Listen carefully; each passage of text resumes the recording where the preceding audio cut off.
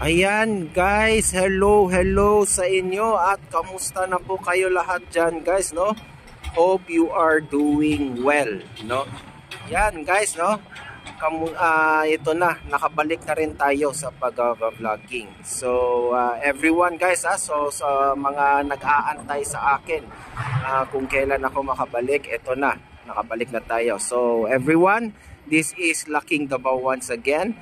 And welcome back to my channel.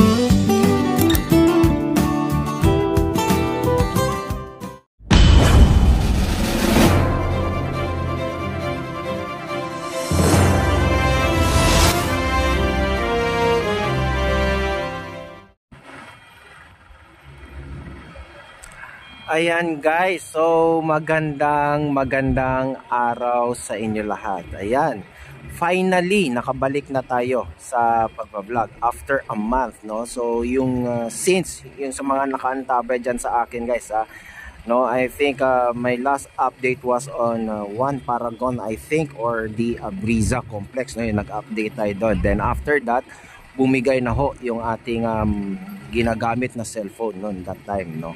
Ayan, so ito guys, no, finally nakabili tayo ng panibago. Hindi naman ganun kamahalan, pero I hope the resolution will be much more clearer for you guys, no, kaya medyo nagtitipid tayo, no. Ayan, kasi medyo mahal na nga mga bilihin ngayon guys, no, kailangan na maging practical, no. Ayan, so anyways, ayan, nakabalik na rin tayo pagbablog. So kung ito nga lang, no, kung kailan nasira yung aking phone, no, at saka naman nag-umpisa itong ginagawang ongoing construction ng ngayon ng physical construction itong SIDC or the Samal Island Davao City Connector Bridge guys, no. Ayan, so this will be our first update, no, na dito sa yung yung kanilang physical construction mismo, no.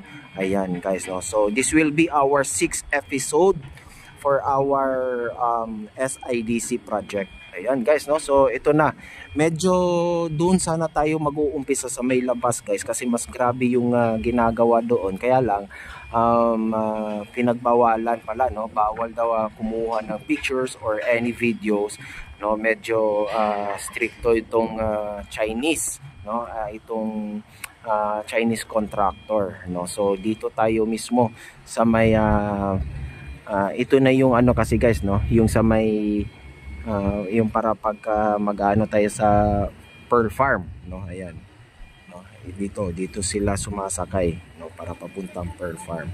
So doon naman sa kabila, ongoing na rin, no, yung ginagawa. Ayan yung ginagawa sa side ng Samal Island naman, yung construction, physical construction of the ano din, no, yung sa road approach, no, doon sa Samal Island na side, no. Ito naman dito, yung ginagawa dito is yung I think ang nakikita ko dito, yung ginagawa muna nila dito guys, ito yung parang I think yung para sa ano, no, crane, no, yung parang yung kung saan pwede ito, yung mga crane, no, kasi they will need that one, no, para dyan hanggang hindi naman yan talaga tutuloy-tuloy hanggang doon makatawid, kasi kailangan yung channel dito kailangan maging open lang yan, no, kung saan nila I think itong gagawin na nila nito, yung parang crane bridge nito, until dyan umabot sila kung saan nila itatayo yung pylon, no, yung pylon, which will be yung pinaka main bridge ng nitong SIDC, no, kasi dapat open yung channel na yun, yung sa may itong sa Pakiputan Strait, no. So I think hanggang dyan lang yan gagawin, no. Ayan, so yun yung ginagawa nila, no. Ayan, so ito guys, ayan, finally the SIDC is now ongoing works already, no. Ito na yung pinaka-aantay natin. Wala na talagang makakapagpigil pa dito sa SIDC project. Ayan, no? So mabilis yung, actually mabilis yung ito talagang Chinese contractor guys, no? Mag-a-update din tayo doon sa isa pang ginagawa nila na major bridge doon sa may Davao City Coastal Road, doon sa may Bukana Bridge mismo, no? Ayan, medyo mabilis rin, no? Kaya lang hindi tayo nakapag tawag nito kapag update dahil nga lang nasira. Pero anyways, I think this time around, no, at least meron na tayong new phone, meron na tayong pambagong pang-vlog ulit. Ayan. So ito na ho na nangyayari ngayon, no. Pasensya na kayo guys, hindi katulad ng mga nagdaan yung pagka-umpisa nito, yung mga ating mga iba pang local vloggers, no, nakapag-vlog pa sila, no, dito sa loob, medyo parang pinayagan pa yata. Pero this time around ay hindi na, no. Ayan. So, yun.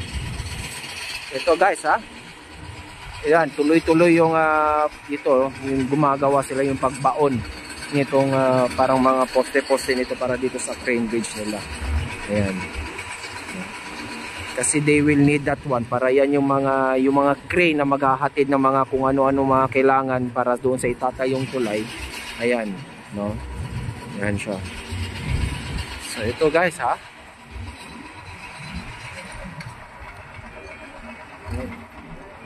ang ganda na ng ano guys, no, yung sa may Azuela. Imagine if the Azuela Cove, no, alam ko ginagawa na rin yung parang yung next this one, the Park Shore, no. Ayan. Ang ganda talaga ng magiging view ng nitong SIDC in the future. Ayan. So ito guys, binabaon nila yung poste na naman. Ayan.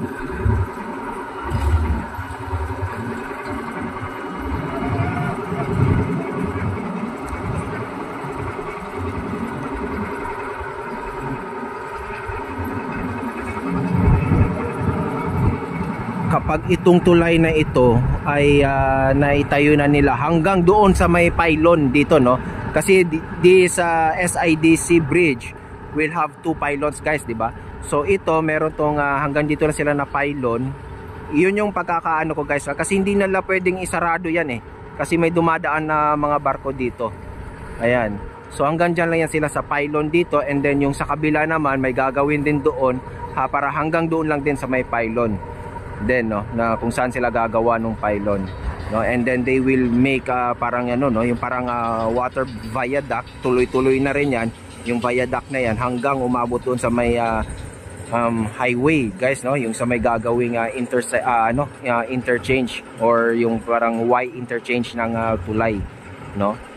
Ayan. Ang nakita rin natin doon sa may guys, no, sa may highway mismo guys, yung doon sa kung saan banda andun yung mga kagamitan lahat, no. Ayan, na nakalagay, no, yung mga malalaking tubo.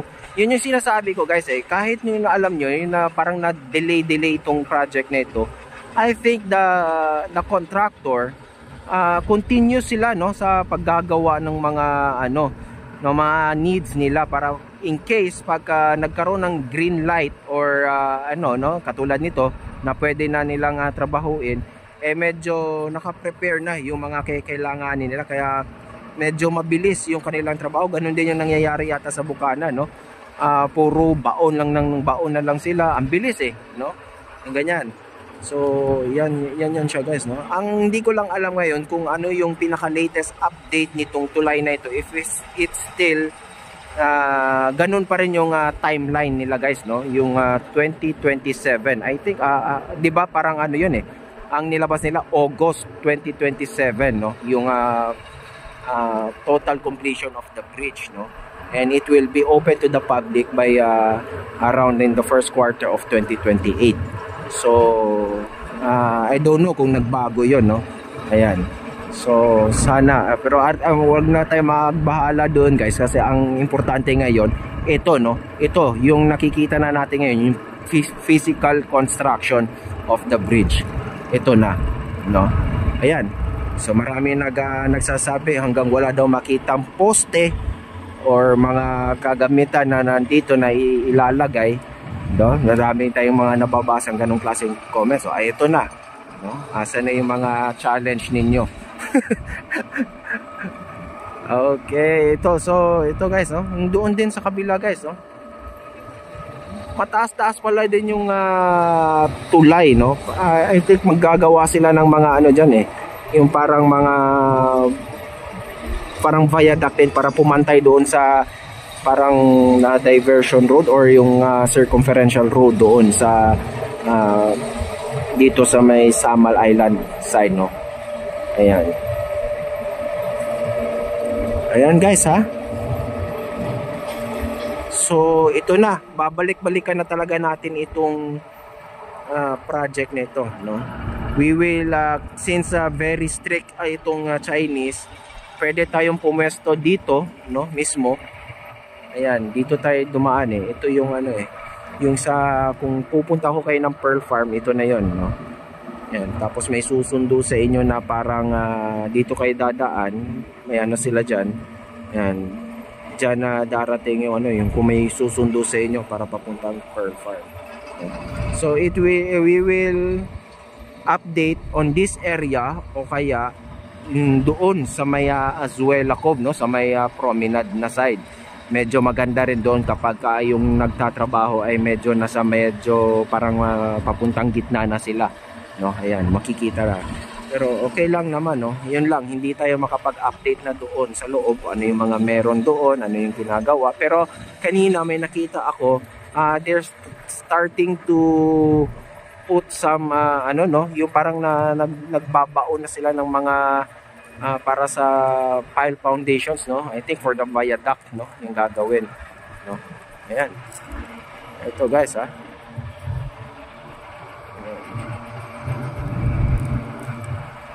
Ang bilis ng kanilang pagkakaano guys, no. Yan, ito lang yung kailangan nilang kumpletuhin guys eh, yung parang itong crane bridge nila, no, para umabot hanggang doon, no. Ayan, kasi yan yung pinakagamit dito sa pagko-construct ng tulay. Ayan guys ha. So next time naman siguro, no, din doon na rin tayo mag-update na rin, no, pagka nagkaroon tayo ng panahon na pumunta ng Samal Island ay mag-update din tayo doon sa may gagawing rotonda naman. Kasi yung doon sa side ng Samal Island guys will be a rotonda, no. Ayan, no, dito kasi sa may Davao City side it will be a Y interchange, no. Merong papuntang city center of Davao, no, na on ramp and off ramp, no. Meron din tayo dito na coming from the Sasa, no, o sa galing norte, no. Ayan, meron ding off ramp and on ramp na gagawin. Ayan, I can imagine guys, no, once this bridge will be finished, no, makikipag ano ako dito guys, no, itong frontal nitong itong Samal na ito guys ay it will have a drastic magkakaroon ng grabe na pag-change. All I can see here beautiful 5-star resort hotels, no, pwedeng magsitayuan dito, no, na site. Yan yung magiging parang game changer nitong Samal na ito. I can see this Samal, the economic ano nitong Samal, once the bridge is finished, magbabago, no. Ayan, no. Laking pagbabago, makakahabol to I think, no, para sa akin nga, kasi baka maging mag-prosper pa tong Island Garden City of Samal compared to Tagum City, no. Mukhang ganun yung kanya ano, kasi especially when the bridge is nandyan na, pwede nang kumonekta itong Davao Light, no. Pwede nang gumamit, pwede nang kunin ng Davao Light ang itong Samal Island, itong Island Garden City of Samal.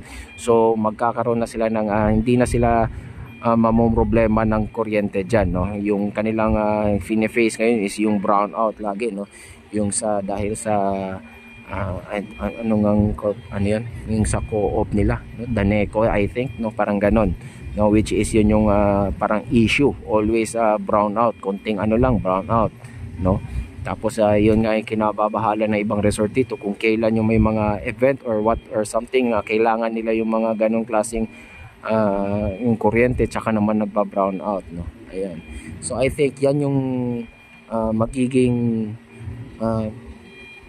best move, no, ng nitong itong best move, itong magiging impact nitong tulay para sa Samal Island, Island Garden City of Davao, no. Ayan, and of course the ano, no, yung hassle na pagpipila para sa barge, no. I don't think so that barge, guys, now once na this bridge will be already finished, no, feeling ko itong tulay na ito, it will be limited up to light to mid vehicles lang, no, parang feeling ko ganun lang. I think yung mga mabibigat na mga ano na katulad ng mga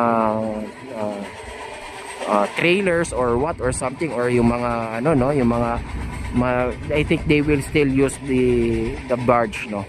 Ayan, may nabali-balitaan nga na rin ako na parang magkakaroon na ng opening dito ng barge from coming to Davao City going to Davao Oriental, Lupon, no. Ayan, magandang ano din yon, no. Magandang ano din yun, yung ganun klaseng yung sa barge na yun, parang mukhang mas mabilis compare sa iba biyahe. Kasi sa likod lang nitong Samal na ito, dyan na area na yung ano, guys, yung Lupon, no, malapit-lapit na lang, no. Ayan, so malaki-laki, tuloy-tuloy din pala yung trabaho doon, guys, no? Ayan. So ito, no, that's it, guys, no. So that will be ano, gusto ko sana mag ano, guys, no, mag tawag nito, mag vlog doon banda, kaya lang talagang stricto talaga sila, guys, hindi pwede,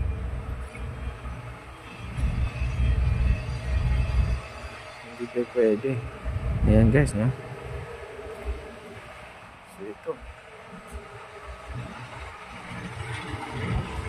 maganda sana pagka doon, kaya lang yung doon nga sana ako kanina mag-uumpisa, yung sa may ano. Ayan, no, kaya lang biglang hindi pwede. Check natin, guys. Ayan, guys, no.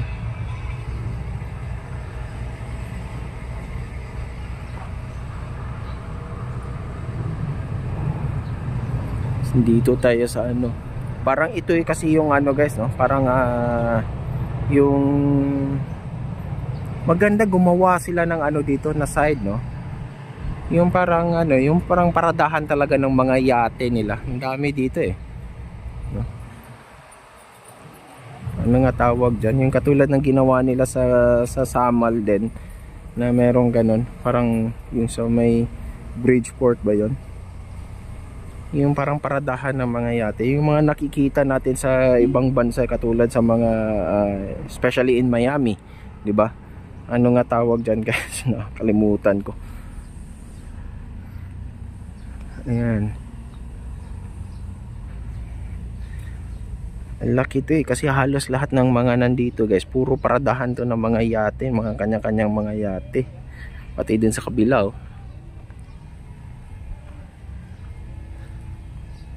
Ayan. Dito makikita ninyo yung kung saan banda yung may ginagawa, ay yung kung saan yung maraming trabaho sana sa ano, sa tulay. Ayan, dito na kasi banda, kaya lang bawal talaga daw. Ayan, guys,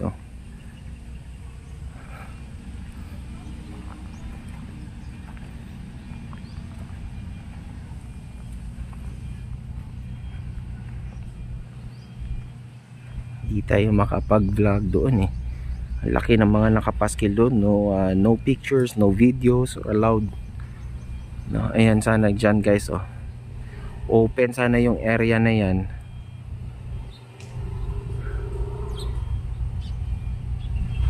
Ayan, no. Diyan na area sana, open na open yan. Para kitang kita natin. Kaya lang pinagbawalan. Diyan sana tayo nag-umpisa kanina eh. No? Well anyways, wala tayong magawa. No? Ayan. So, that's it. I think guys, no? That will be our update for the Samal Island Davao City Connector Bridge, no? So babalik-balikan na lang natin ito, yung doon tayo pwesto mismo sa loob nitong itong kung saan tong ito, no? Itong marina. Ayan, marina ano, tama pala, yan pala yung ano, no? Yung parang paradahan ng mga ano, no? Ayan. So that's it guys, ha. Balik tayo doon sa may area kung saan tayo nakatayo kanina.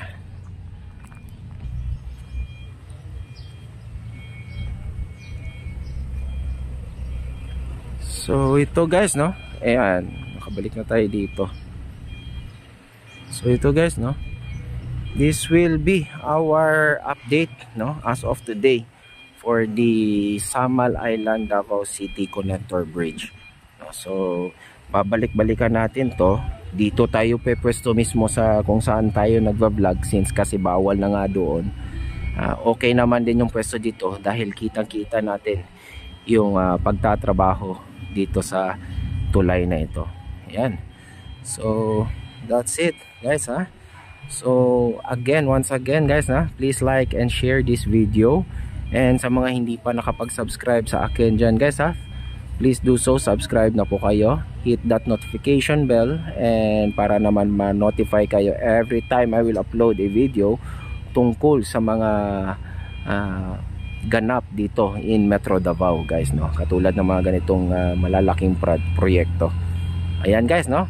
So yan, sa aking paalala ulit sa inyo guys, ha, sa aking paalala, laging kong pinapaalala sa inyo na tayo ay mag-iingat sa ating mga pang-araw-araw na mga ginagawa, dahil yung ating mga mahal sa buhay ay nag-aantayan at sa atin hanggang tayo ay makauwi ng matiwasay guys. Okay?